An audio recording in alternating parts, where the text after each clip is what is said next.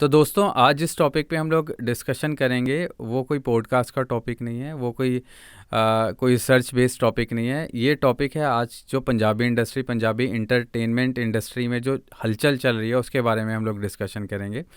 तो दोस्तों आपको तो वैसे पता ही होगा, सोशल मीडिया प्लेटफॉर्म पे आजकल सुनंदा शर्मा और पिंकी धालीवाल की कंट्रोवर्सीज काफ़ी गहराई हुई हैं। जैसे कि सुनंदा शर्मा और पिंकी धालीवाल के बीच में काफ़ी मन मुटाव चल रहे हैं, ये मन मुटाव शायद इतने बढ़ गए कि सुनंदा शर्मा को पिंकी धालीवाल के अगेंस्ट एफआईआर भी करनी पड़ी। तो इसके बारे में थोड़ी और क्लैरिटी देने के लिए मैं आपको थोड़ा पीछे चल के चीज़ें बताता हूँ कि सुनंदा शर्मा का कहाँ से करियर स्टार्ट हुआ, पिंकी धालीवाल की एग्जिस्टेंस पंजाबी म्यूज़िक इंडस्ट्री में कैसे हुई।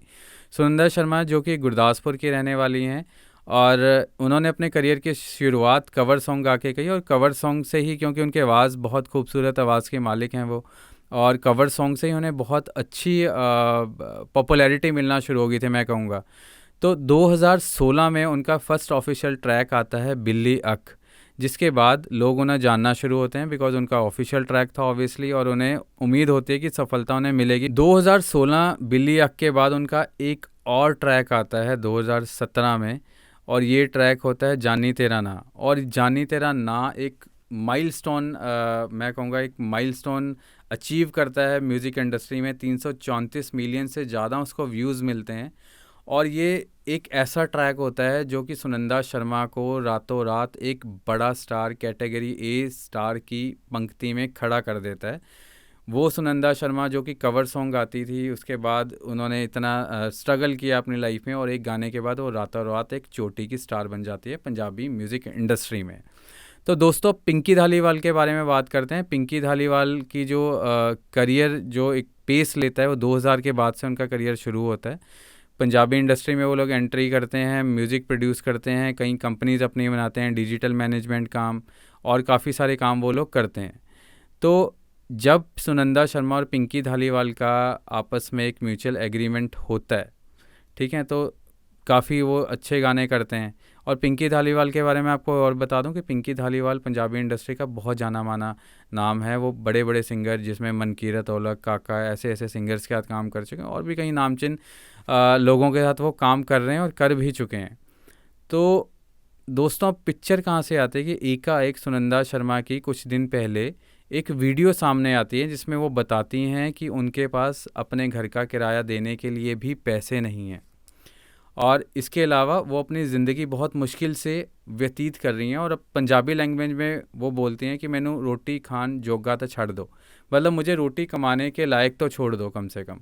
तो वो वीडियो बताती है कि किस तरह से उनको एक्सप्लॉइट किया जा रहा है, जो जैसे कि सुनंदा शर्मा ने बताया अपनी वीडियो के अंदर। और उन्होंने ये भी बताया कि पिंकी धालीवाल ने उन्हें धोखा दिया है, उनके साथ प्रॉमिस किया गया है कि वो अपने बेटे की शादी उनके साथ करेंगे, जो कि उनके साथ नहीं की गई, जिसकी एवज़ में उनसे काम करवाया गया, और काफ़ी सारे जो बाउंड थे उसको बाउंड के अकॉर्डिंगली उनके साथ काम नहीं किया गया। तो दोस्तों जैसे ही सुनंदा शर्मा अपनी ये स्टेटमेंट अपने सोशल मीडिया प्लेटफॉर्म पे देती है, तो ये पूरी जो स्टेटमेंट है आग की तरह तूल पकड़ लेती है। पंजाब सरकार के आला अधिकारी सख्ते में आ जाते हैं और पिंकी धालीवाल पे एफआईआर फाइल कर दी जाती है। तो दोस्तों ये तूफ़ान का आने का संकेत है मैं कहूँगा, क्योंकि ये तूफ़ान यहीं थमने वाला नहीं था। इसके बाद श्री बराड़ जो कि पंजाबी इंडस्ट्री का बहुत बड़ा नाम है, 10 तारीख को एक सोशल मीडिया पे एक पोस्ट साझी करते हैं और उन्हें बताते हैं कि पिंकी धालीवाल ने उन्हें भी एक्सप्लॉइट किया है, और किस तरह से उनको जो उनके साथ जो बाउंड किया गया था उसके अंतर्गत उन्हें एक्सप्लॉइट किया गया। इसके बाद दोस्तों अब इस कहानी का सबसे बड़ा मोड़ आता है। काका जो कि एक बहुत बड़े सिंगर हैं, और मैं कहूँगा कि सोशल मीडिया पे बहुत ह्यूज फ़ैन फॉलोइंग है उनकी। वो एक प्रेस कॉन्फ्रेंस करते हैं जिसके बारे में वो एक पूरी जानकारी देते हैं। काका बताते हैं कि पिंकी धालीवाल की डिजिटल मैनेजमेंट जो कंपनी मैनेज करते हैं, किस तरह से वो उनके साथ झूठ बोलते हैं, किस तरह से उन्हें धोखा दिया जा रहा है उनके जो डिजिटल कंटेंट को लेके।